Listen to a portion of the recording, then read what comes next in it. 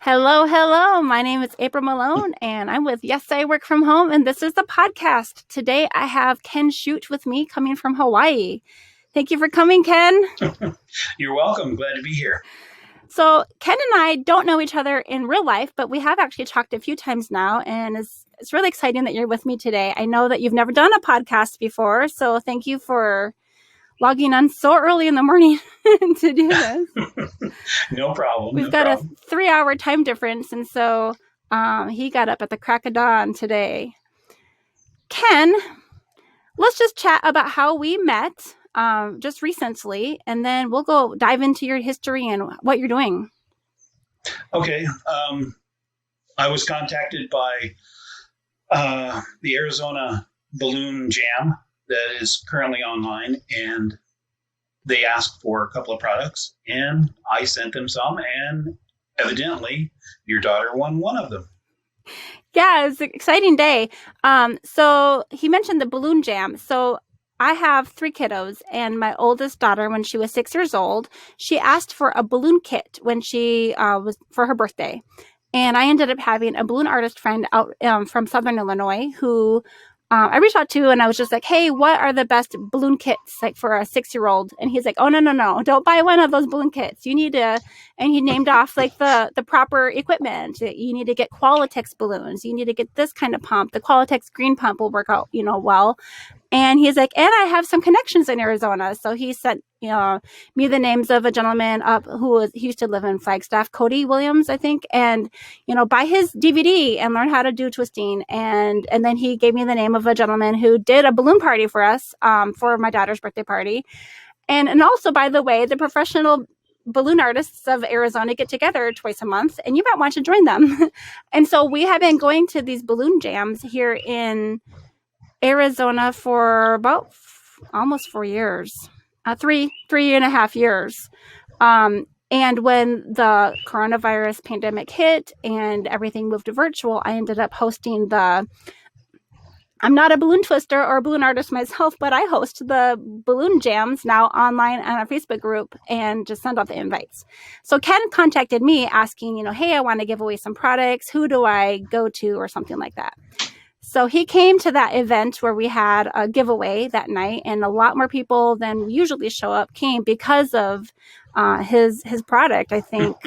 So, but that night I was able to ask you for your story. Do you want to tell us a little of your story of how you started, first of all, making balloon equipment? Tell us what product are you making and who do you serve? Sure. First off, I serve the balloon community, which is a very eclectic group. Not very big piece of the market overall, but it's about kids entertainment. Anybody that twists balloons or does balloon decorations can use any of the gear that I make. How I got into this, my current girlfriend got me into this. She introduced me. She'd been doing this for 15 years by the time I'd met her.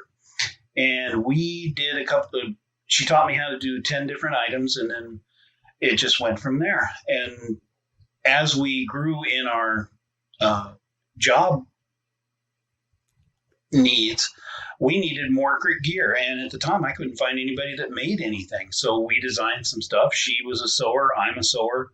And we put together the original first bag. I have it right here, is this one to hold all the balloons in small pockets so that they can see them.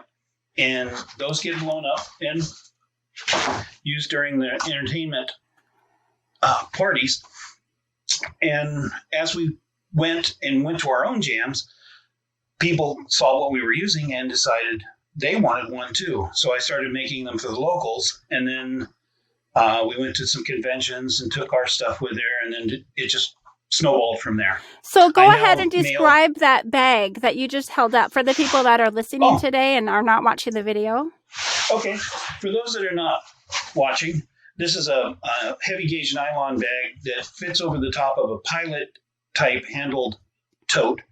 It hangs. It's got 20 some odd pockets that all hold about 50 balloons per pocket. So there's a lot of balloons that an entertainer can handle and carry with him, so that Any request can be made. It's kind of It's like a tackle box for balloons. So yes, the mesh yes, pockets are like gentle and they're not going to pop the balloons. right. It's nice soft pockets. Yes. And once we got to the conventions, I'm now shipping to 26 different countries. Countries. Oh my goodness. Countries, yes, Wow. yes. My favorite was Reykjavik, Iceland. Oh wow, that's awesome. Yeah. So yeah, I actually didn't know about your bags because like I said, I'm not the balloon twister in the family, and I've been sitting in on these jams now for a few years, and I'm hearing all the lingo. I'm getting familiar with the equipment, and I see people rolling in all these. I guess they call it what do you call it if it has wheels? A rig. These balloon Yes, artists, the come in rigs. with their big totes and things all on wheels and all sorts of shapes and sizes. Well, there's a lady in New Zealand, Pippity Pip, Yes. Pippity Pop. Is that Pippity Pop? Um, Yeah. and she has, her Ken Shute bag, and she's got it all decked out with lights and everything in there. And everyone was so excited you were going to come to our raffle that night. So you said you're shipping to 26 different countries. Australia and New Zealand are big buyers, yes. Yeah. Go ahead and tell us the story of how you started making bags. Now, you were a twister, you were doing parties with Joanne, and Right. now why are you not twisting anymore? Well, since we moved, Joanne retired from her county job, and we moved to Hawaii as a retirement, semi-retirement kind of situation. And once we got to the island, we decided we wanted to be semi-retired. Now, that means something had to go, and there's not much of a call on the island that I live on because this is more agriculture than it is rural, like Oahu. Mm-hmm. So there isn't as much of a mainland feeling on this island as, say, Oahu. So we decided to go ahead and cut back on the entertainment end of it and just focus on the bags themselves. Those will continue for a few more years, and we'll see how long it goes, because eventually I do want to be retired. It's too pretty a place not to have plenty more time. Let's talk about how coronavirus and the pandemic in general has affected the entertainment world this year. Well, for the coronavirus, as I see it, way out in the middle of the Pacific here, we have been curtailed. Our business has dropped to pretty much zero. A lot of people out there, because they're entertainments, they're tip-in generators, they're sometimes off the books, they're sometimes running their own show. They're just trying to make a buck. And with the shutdowns, we've been deemed pretty much non-essential. Mm-hmm. So we can't work. They can't work. They want to save as much money. My job as making balloon gear gets moved down to the bottom of the barrel as far as priorities. So I am enjoying the time off, but I would like to see everybody else get back to work. Right. So it's not just that people don't have the money to buy the gear. It's that parties and events and festivals, everything has just stopped. So basically where the balloon artists would show up, those things aren't really happening right now. Correct. Because every area has its own limits as to how many people can congregate in one area. Birthday parties are mainly drive-bys now. So the guests will stay in their cars and drive past the birthday party, the guest of honors home, and they'll wave, and it's not the same, but hopefully we'll get back to that soon. And what have you seen balloon artists doing in the meantime? Well, in the meantime, they've been doing things what they call yard art, and balloon twisters don't generally leave their twisted creations down on the ground and in the front yards. What they've done is they've modified their business to include decorations, which is in the past been you're either a twister or you're a decorator, and very few people. Joanne and I were exceptions. We did both, but very few people actually did both. So now they're just scrambling, trying to again make that dollar because they've found not loopholes but opportunities to be able to earn more during this time. I think everyone's expecting a comeback at some point. And so I'm also hearing a lot of people just kind of honing that craft, like trying to stay active and keep those, fingers limber and keep twisting. Yes. And also talking a lot about the business stuff. Do you want to tell us a little bit about some of your experience with helping people as they... Okay, for instance, I saw you post the other day, someone was asking about a business card design. Do you want to tell a little bit about how you got into giving like business advice for entertainers? Sure. I was asked to do a couple of classes at a convention based on business because too many people in this world of balloons and fun don't seem to know how to run a business well enough to make a profit. They don't understand that profit is not the same as what is left over after. They don't know the number game of running a business. And it's fun, balloons, a lot of parties. That's the fun part. But the business is what's going to keep your doors open. And as we ran into problems, I just shared that online.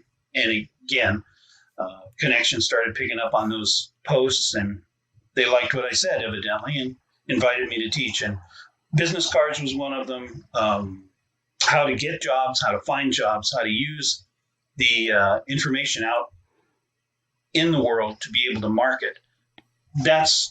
You still got to be a real business, even though you're in the business of fun. Right. Taxes and responsibility. Yeah. And keeping inventory and just all of that, not as fun stuff. Right. Well, one balloon maker makes 64 colors. We've got two major players in the balloon world, and so that's 128 different colors of balloons, and that doesn't even count the different kinds of sizes between the 160s and the 260s, different kinds of sizes of balloons that you make. 350s and 646s. Exactly. I'm learning.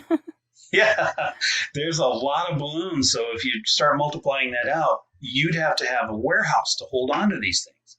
So you got to figure out how you're going to buy them, how to store them, where to put them, and how to keep track of them. Because they are, a balloon will last about 3 years in normal storage before they start getting kind of sour. Yeah, they deteriorate because they're actually a natural product. Yeah. And you're not going to be the only balloon person that I interview, because now that I'm getting all these connections from, we've got New Zealand and Australia, UK, all showing up to our jams now. So it's kind of fun. But you're the only one that I could really think of that was making a business out of this, working from home right now. So you were, okay, I think you told me you did 15 years. She did 15 years of balloon, and then you did 15 years of balloon also? Yeah, well, when we met, it was about 14, 15 years ago, yeah. So I've been in the balloon world for about 15 years now. So tell us a little bit about what you did back then, and then what does a regular day for you look like now? For you now? Yeah. Like everybody else, everything has changed. I basically have not been in my sewing room since, three different jobs that I've done since Corona lockdown. But basically, I've got dust everywhere. But in the past, I was working 6-7 days a week in here, 10, 12 hours a day. Oh. And I've set up one of the bedrooms in my home to be I would turn the computer around, but the back of the computer is not clean, so too much dust. You're in your workroom right now, okay. I am in my workroom right now. You can see the sewing machine back behind me. I will turn it over here. This is where I keep most of my material. I do almost everything in Entertainer Black, but we do customized things like camo or balloon fabric. It's a whole different ball of wax when we start talking about my products, and I won't go into that because most of your listeners can't see this. So you went into the balloon twisting world as an entertainer, going out, doing parties, doing events. Did you do any big events? Big events, yes. Through a couple of connections, I started working with a couple of the bigger names in the business. I had the opportunity to work on the movie premiere Up with Pixar down in Hollywood. I've done a couple of jobs with like Despicable Me. We did the opening of the new ride at Universal Studios Hollywood. That was an interesting job. I've done a couple of television shows. I've done balloons on, well, big names, some of which I still have a non-disclosure agreement on. Okay. So we Yeah. can't tell because, they want to keep their privacy, and I respect that. It's all good. But So what was it like for you when you transitioned from being out in the crowds and, the fun of, you were in California, right? correct, we were in Southern California down in Orange County, just 5 minutes from Disneyland. Can you just talk about that transition to when you moved to Hawaii and you're like, wow, we can't do that life here anymore? What was it like for you to try to make a business out of your home?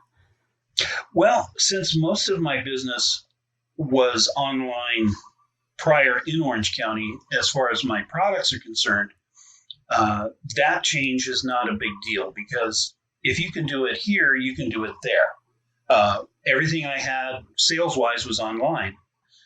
So whether I'm in my bedroom or if I'm in an office or if I'm in California or if I'm in Hawaii, it doesn't really make any difference where that is.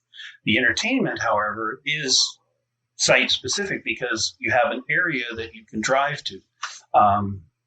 We drove when we lived in California, from the Mexican border all the way up to Central California.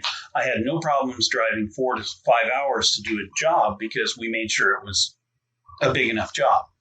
But the transition was just in deciding not to do it anymore because we just didn't have the market available here. There's not as many people. There's not you need a big population base because while everybody has birthday parties, not everybody hires birthday entertainers for each birthday. So you're kind of swinging at the ones that do, and it's difficult. We decided to give that up when we moved here. That's our only downside, I suppose. Right. We do enjoy the entertaining. You had already made that transition a little bit back when you lived in California. A lot of your business is working from home there. Yes, as far as the business is concerned on the gear end of it, we had two separate businesses going, the entertainment side and the gear side. And both of them were being run out of my bedroom because it was just better overhead cost. Mm-hmm. I mean, we already had the room. So we decided to take advantage of that. But once we moved, we had to make some choices, yeah. And entertainment went, but the gears, we're still in business for gear. So you're my first guest who is actually selling a physical product. Mm-hmm. You wanted to talk a little bit about what that's like, keeping inventory, getting things shipped to Hawaii, and then shipping away from Hawaii? Oh, that's a whole can of worms. Talking about culture shock, moving from the mainland to an island community. There is a real thing called island time. Everybody here gets it, and I think I'm sliding into it. My inventory control consists of just in time, pretty much a just in time kind of thing. I make all of my orders to order. I don't pre-assemble anything. Once it comes in on my website, I start the process of patterning, cutting, and it takes anywhere from 1 hour to 6 hours to produce any one of my products. So as long as my orders are coming in 1 or 2 or 3 at a time, I'm good with being able to do it in an orderly fashion. When I can get behind or if my material lags, currently my material is coming in from Michigan. Okay. Because there are no suppliers here that have the quality of material that I use. My thread comes in from California.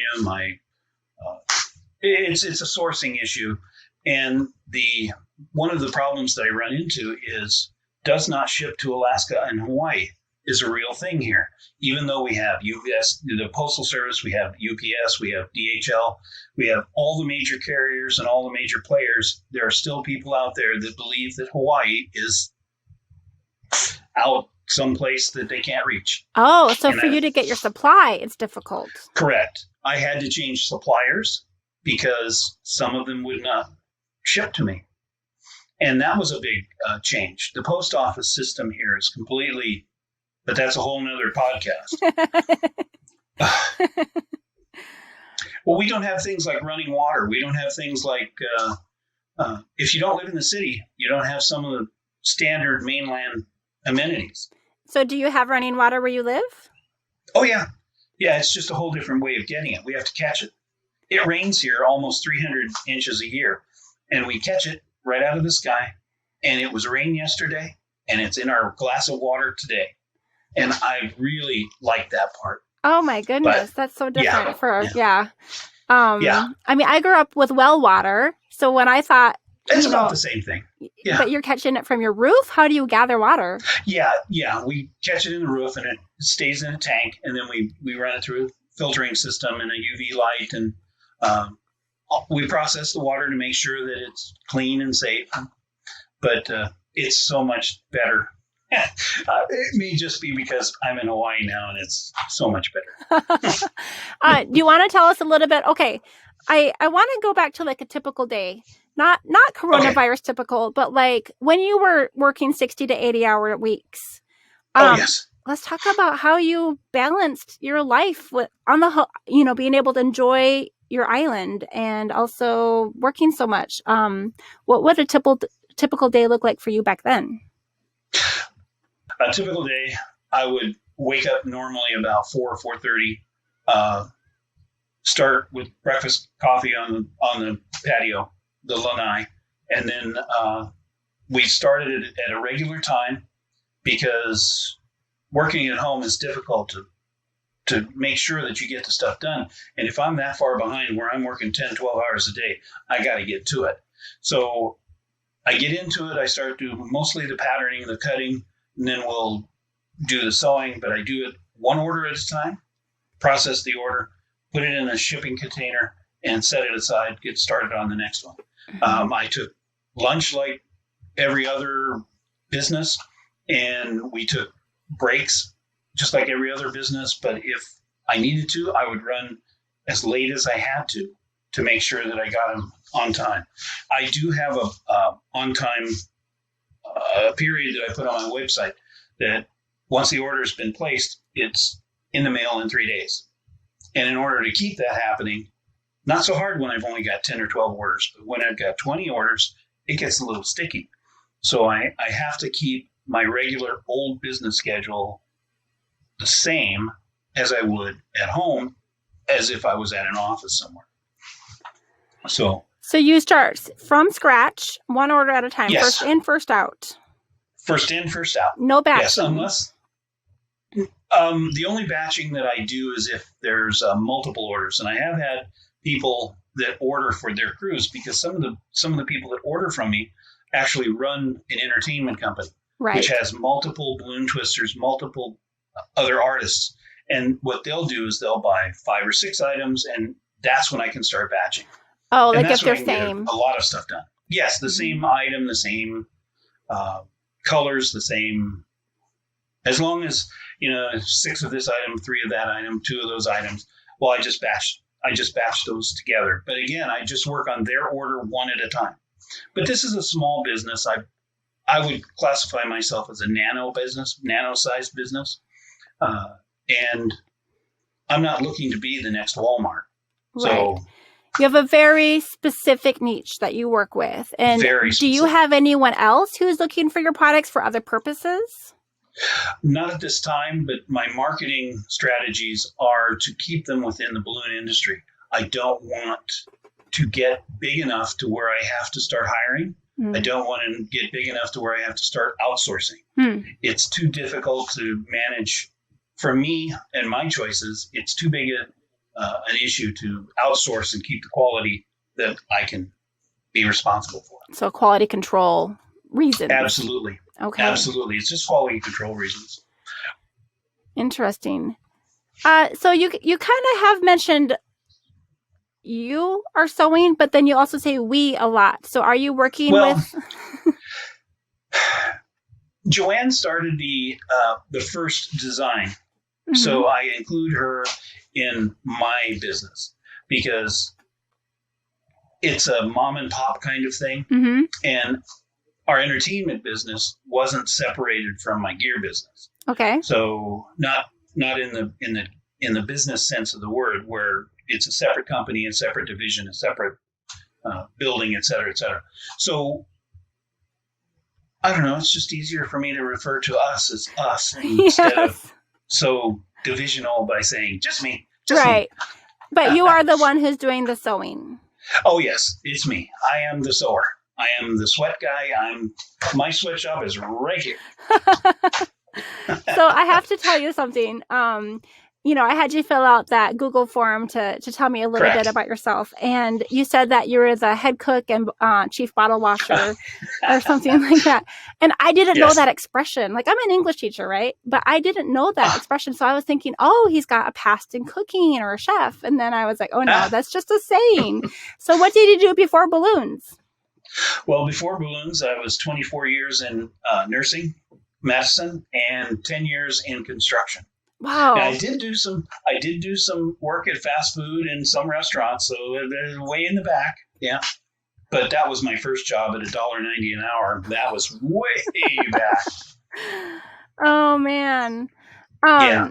And then as far as now, what would you consider yourself? Do you tell people that you're retired, or do you tell people that you are a bag maker, or how do you describe what you do to others? I describe my company as a support company for balloon accessories.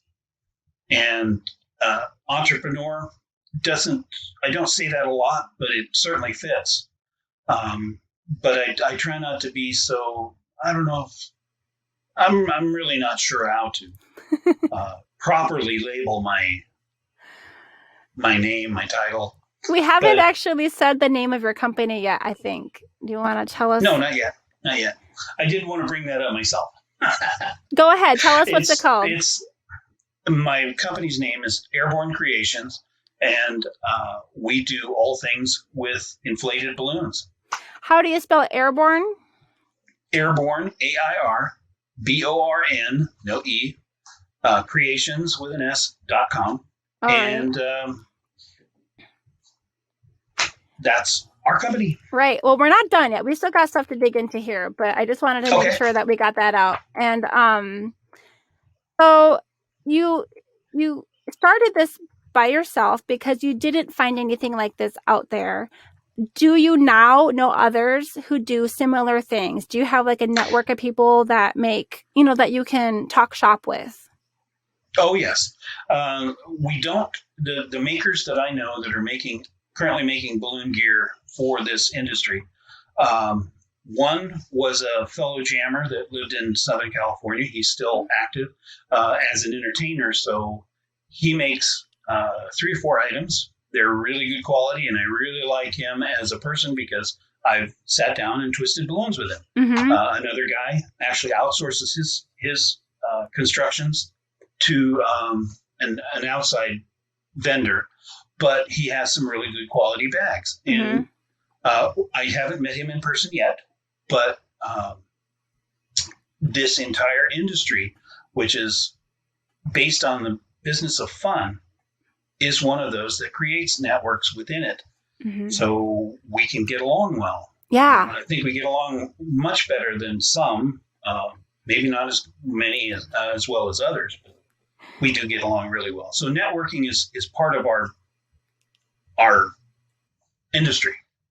Oh, it's beautiful. I have so many things to say about that. It almost feels like the kind of environment, like my stepdad and 4 of my 5 brothers are all electricians, and that's more of like the apprenticeship style industry. And I feel there are some similarities with the balloon industry. That is something, it's like an art that you pass down, that you kind of help train. How did you learn twisting? I learned by going to a balloon jam. where artists come together in a central place and they teach each other by example, by showing, and the newbies can ask questions. The experienced artists will share, they don't share everything, but they share a lot of things. Mm-hmm. And of course, secrets are secrets, and we are still in our own businesses. Mm-hmm. But there's a lot of camaraderie because this is the business of fun. Yeah. And everybody just has too much fun. So you see more collaboration than competition. Absolutely. Absolutely. You haven't gone to a convention yet, balloon convention yet. We were signed up. We had one. We had our hotel reserved and everything. It was supposed to be the week before school started, and yes.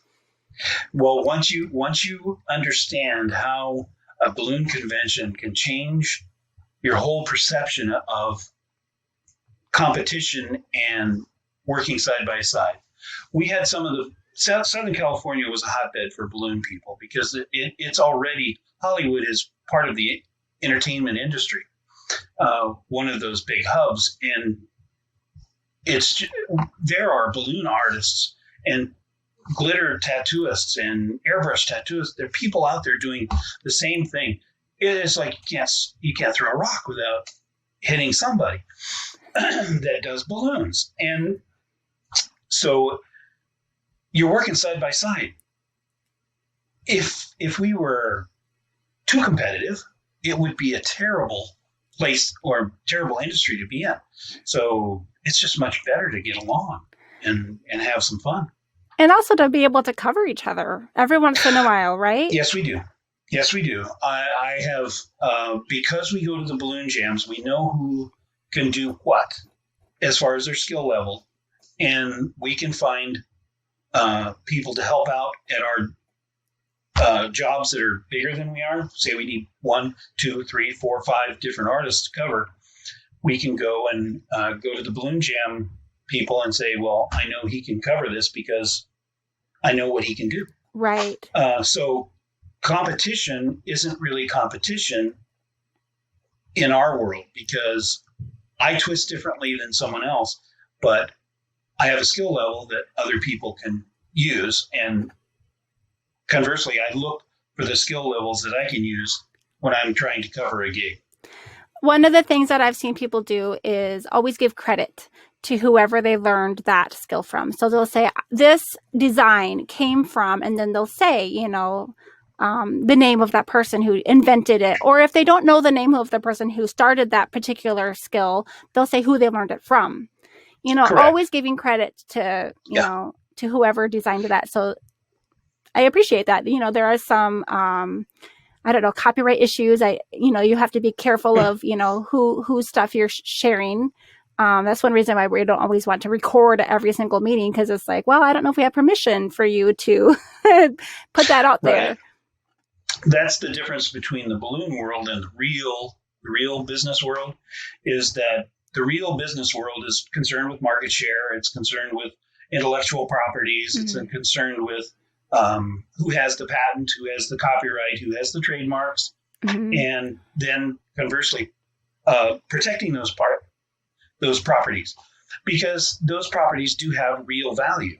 Mm-hmm. And since we didn't invent any of these twists, or we didn't invent any of these designs, truly, because a balloon dog, there was a guy that did that big blue dog in New York, and he tried to copyright that, and the courts decided that he was out of his mind because you can't copyright a balloon dog. It's been in the public domain too long.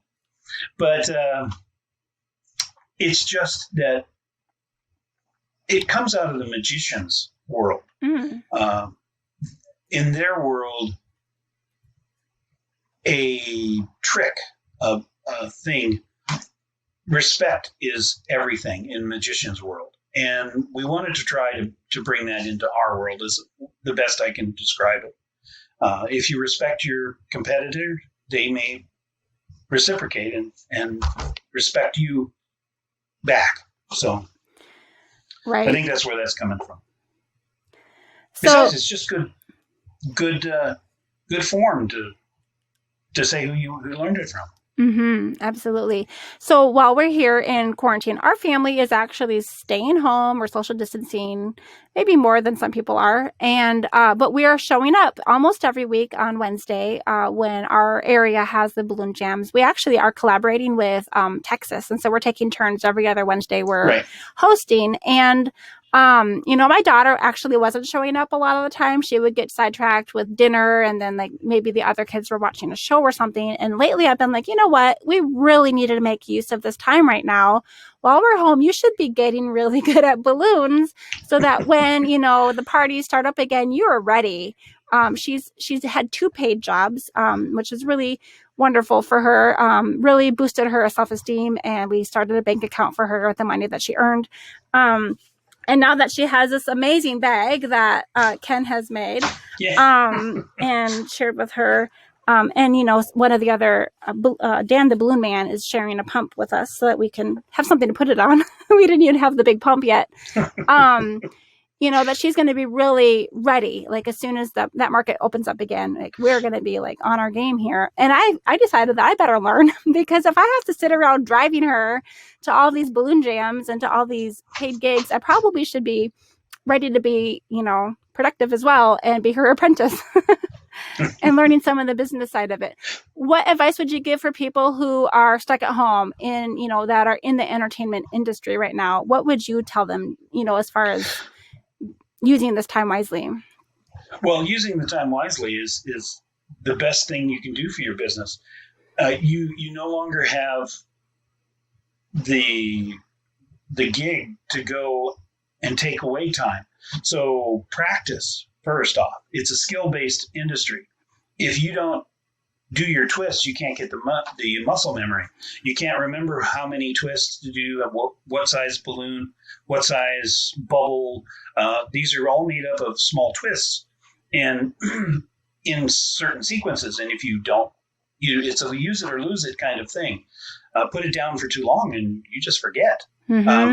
I still have balloons from 5 years ago. I keep them in a dark place, and every now and then I break them out and I play because somebody's going to ask me to do a balloon dog, and I better know how to do it. But use the time to take classes. There are plenty of things online that you can watch, listen to, podcasts you can learn from. There are plenty of places you can go to find your business online in the different forums and the different places that they go to. The internet is an amazing place to learn. Right. So, and a lot of free opportunities. Like for people that are concerned about that money, there's YouTube channels that will, Skillshare is another website. I think that, I don't know if they have balloons on there right now, but there's just a lot of free content available out there. Right. No matter what your business is, there's always a way to find some way to make it better in the downtimes. So if you're not taking advantage of that, then it's your business that's going to suffer for it. Now, you mentioned to me that you are involved in a business Facebook group. Can you tell us a little bit about what that is? Well, the business Facebook is Mind Your Own Business, and it's a business-to-business forum.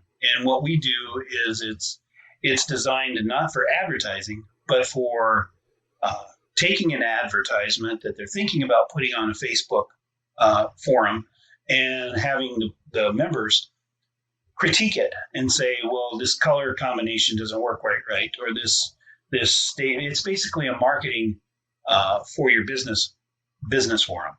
And I wanted to set it up so that it would be business to business, so that there wouldn't be any clients coming by, and so we could talk openly and truthfully. And so far, it's been working pretty good. Now, is that also the balloon world, or is that any kind of business? Currently, right now, it's just the balloon world. And the reason I'm keeping it that way is because that the current members, that's their genre. That's what they know. That's we're looking for input on their experiences for their business, which means it may not apply to somebody making widgets somewhere out in, somewhere else. Mm-hmm. We kind of like to keep it on topics that we know something about. Right. Because it's tough. It's tough. I can't speak to how to make a wheelbarrow because I don't know how to source the wood. I don't know how to source the metal, et cetera, et cetera. So I want to try and keep to what we know. You mentioned wheelbarrow, and that reminds me, you're actually making a product that often fits over other products. Do you want to Correct. talk about how you choose, like, for instance, your carts and things that you design your bags, your balloon bags to go over? Sure. We do that reactively. Through the years, I've been doing this for about 15 years, plus or minus. And over the years, different totes and carts and ways to get gear from their home to their job site has changed. And as long as it's got a pilot type handle on it, like a balloon, the last big trend was crop and style. Crop and style made paper a tote to take around your paper goods. Mm-hmm. I'm not even sure what. Was it kind of like the stationery? Paper crafting. Oh, it's like the Yes. Scrapbooking and... Yes, the Okay. scrapbooking. Now, we modified that for, it's a big tote. It's 22 inches wide by 16 inches deep and 14 inches down. So it holds the balloons perfectly, and it'll hold pretty close to 20,000 balloons. Oh. So it's a great way to just put it in the corner when you don't need it and roll it out to the job site when you do. And I put something on top of it.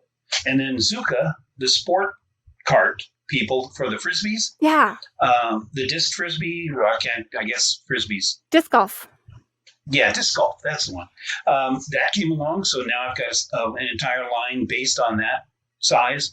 And because I'm the only maker that makes customized gear, anybody that has any tote, any box, bag, suitcase, you name it, I've made gear for suitcases. I've made gears that fit in cardboard boxes because that was the character that he entertained with, was a hobo. Oh. And so he would show up with a cardboard box, and rather than have just messy plastic bags or something, Mm-hmm.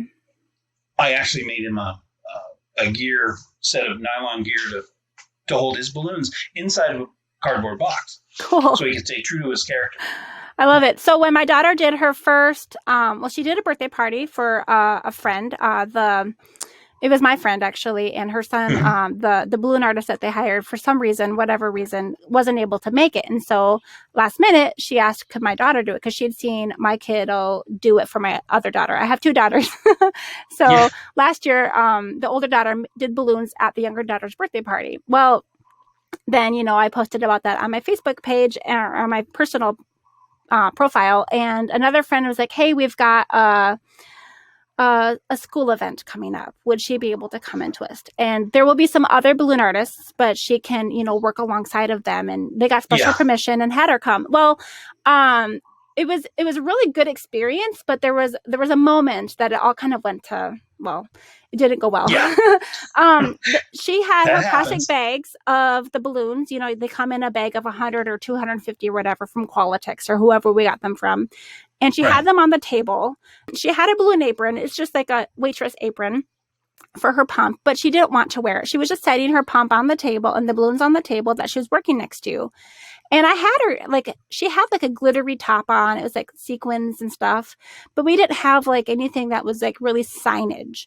Well, all of a sudden, some kids started grabbing the pumps, and actually it was some moms. Moms would take the pump and take the balloons and start pumping them up from their own kids.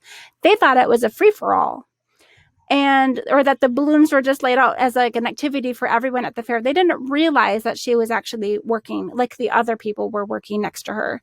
And so all of a sudden, all of the pumps were out of her hands. I was sitting aside, away a little while reading a book, and I just saw this go down. And all of a sudden, all of the people were just grabbing and grabbing and grabbing, and she couldn't get control of the situation. It was really kind of terrifying for her. She was like, this is not, these are, I'm the balloon artist, or the twister, And so I was able to come, and we had a little, it wasn't one of your cool bags. We just had it was a hard side lunchbox. I don't know, 18 inches by 12 inches or so. And we just zipped Okay. it up and we walked away and we went and got like a pretzel or a slushie or something. And we came back 20 minutes later and kind of regained control of the situation. And I came Yes. away from that thinking she needs something that shows that, you know, this is her professional equipment now. And this bag like basically screams, you know, this is the real deal. Like, this isn't just a free for all here. Yes. And I've seen people hang signs on your bags. Like, they use your Yes. bag to like actually display like their menu items or something, like for the balloons. Yeah, we have a space on the back of the bag that is, you can either get them with pockets on both sides or pockets on one side. And on the back side, we can set it up for sign hangers. Mm-hmm. We can set it up for embroidery. We can set it up for all kinds of different ways of signage. Everybody goes through that at least once a month. Oh, really? It's terrible. Yeah. Sadly, you know, people are so geared into the fun. They see that there's a balloon laying there. I'm going to grab it and I'm going to try and do something. Right. It's very difficult to control the crowd, and that's a whole skill that she will eventually pick up on. Right, and but it will never go away. That's something I've been hearing a lot about during the balloon jams online. Now that I'm sitting in on them, since I'm kind of running the Zoom for them, I'm hearing all of that talk about like, how do you close that online? Like, I was only hired for 2 hours, and all the different techniques that people have now, you know, either like number cards or a sign up form, or just the thing that you say to the last kid, or some people will even have a bag of balloons that they'll just give out to the remaining kids and just, you know, as you leave. And it's a skill, like that whole crowd control and the management. It's not just I can twist a balloon. It's I know how to handle children who are disappointed because their balloon popped, but there's 15 other kids in line right now. Right. And that's the difficulty of doing balloons in a situation that has more people in it than, say, a birthday party, say like a store opening or a festival or there's always going to be somebody hanging around, and there will always be somebody that's going to go away disappointed. And that's the sad part of our business. But Macy's and Target and all the other big people that are normal big businesses close their door at night. And there are people that they have to push away because they close the door right in them. It's 9:00 closing time. It's part of our business, and nobody wants to turn away $1, especially today because COVID is the way it is. Right. But there are techniques to learn. The signs, the end of line signs. For my gear, I actually make covers for all my gear so that once the balloons are gone, they can't see that the balloons are available. Oh. So it makes it easier for the artist to walk away. Yes. Now, that doesn't always work because there's always that one customer that's out there that's been waiting for 8 hours on a 2-hour party. There's that guy, and you always have to deal with that. But Target has their problem too. You know, they're standing at the doors. What was that Mervin's TV commercial? Open, open, open thing. But you learn how to deal with it, and it's an ongoing thing because people are people. We do work with the people in environment here. I want everyone to know how they can find you and find your amazing product. My website is airbornecreations.com, and I am on Airborne. I'm on the web. I am on Facebook, and I have a very limited presence on Instagram. And on Facebook, it's Ken Shute, Airborne Creations. And Airborne with Instagram, no E. Yes, no E. If I did that on purpose because airborne with an E means it's the guys with the guns. And different industry. We are balloons. We're all about fun. Oh, wow. Thank you so much for speaking with me today. I have really enjoyed this. I do want to just remind everyone that Christmas is coming, and if you have a balloon artist in your life, they might benefit from enjoying an upgraded gear. If someone were to maybe outfit like a child or a teenager, or someone who's just thinking, maybe a college student who's thinking about paying their way through college with balloon twisting, as many people have done, what kind of product should they start off with? I mean, this is a little overkill for a 9-year-old, but I think she's going to be able to rock it because she's had a few years of training now. But Yes. That one's designed specifically for restaurant work and small, thin aisleways. Um, we have balloon aprons that are designed for wearing in festivals and things like that. That's the best way to go. You get the most bang for your buck as far as how many balloons it carries and how many different things that you can make with the balloons that you can carry. It has room for the pox, pumps, everything that we need. After that, it's we have buster bags that are small, medium, and large. We have all manner of custom work. If you can think it, I can make it. And but starting out, good old fashioned balloon apron. right, okay, yeah. That's the best. Yeah, I think that your aprons would be way better than the 3-pocket thing we got from the waitress supply store. I remember that you gave away a little wallet too at that raffle, Yes. and now that's not for like a big gig. But when do people use the little wallet? Okay, that came about because somebody asked me what I did when I was standing in line at the supermarket, and I said I'm a balloon artist. Well, if I'd had that when I was in that line, I could have said, "Watch this," and maybe gotten a gig out of it. Ah, yes. It's a small item that holds about enough balloons for about 20 small sculptures, and it's great for. I've used the thing in airports to Yes. keep, screamy kids happy, and because that long plane flight from California to Hawaii, it's 5.5 hours. Oh, yeah. But I've made things. Oh, it's just a small thing to keep busy with, just so you have balloons on you at all times. Well, we appreciate this amazing gift that you sent us, and my daughter forgot what was coming. So when we got the package from Hawaii, she's like, "I don't know anybody from Hawaii," so it was extra fun. Well, we appreciate you, and thank you for sharing Thank your you for having wisdom. me. Yeah, well, don't forget, it's Ken Shute at Airborne Creations, and you were otherwise known as Super K in a past life, right? That's right. Yes, that was my stage name. Yes, Super K. All right. Well, this has been Yes, I Work From Home. I'm April Malone with Ken Shute, and thank you again. Take care. Bye-bye from Hawaii. Bye-bye. Yeah. So bonus section, I hung up our recording, and Ken started telling me the coolest stuff about where he lives. Ken, what do you have on your farm? On the farm it's a full 1 acre here on the Big Island of Hawaii. Sorry, the community is called HPP, or Hawaiian Paradise Park. It's the second largest housing tract in America. It's got 8,800 1-acre lots, and it works out to be about 16 square miles of land just for our tract.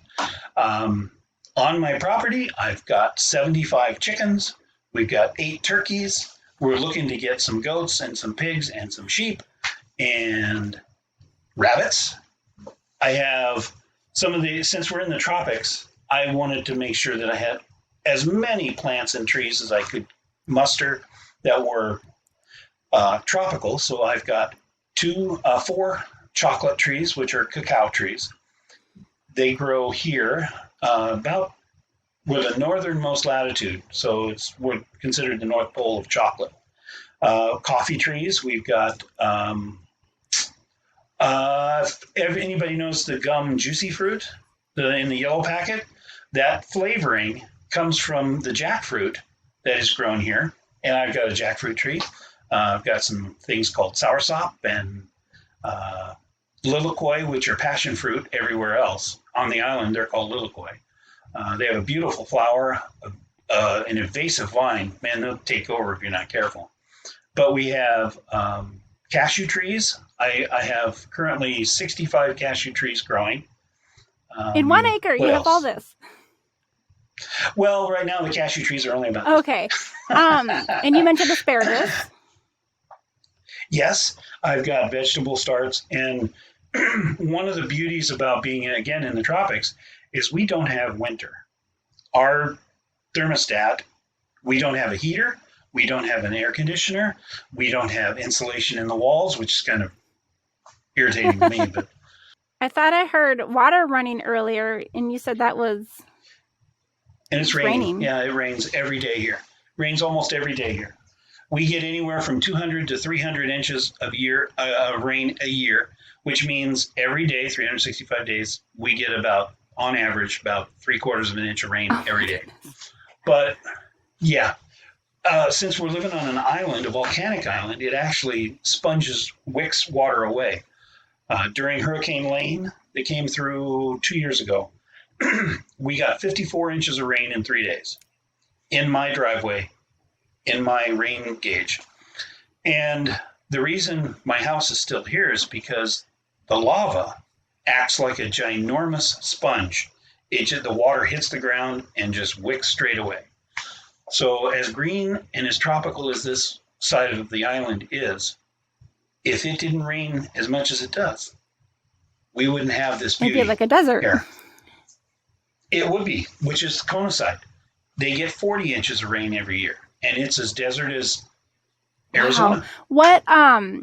What is your island known for?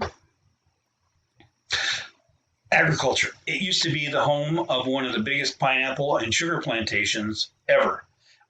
Some years ago, they decided to move away from that, and the government asked them politely through subsidies to leave. And pineapple and sugar?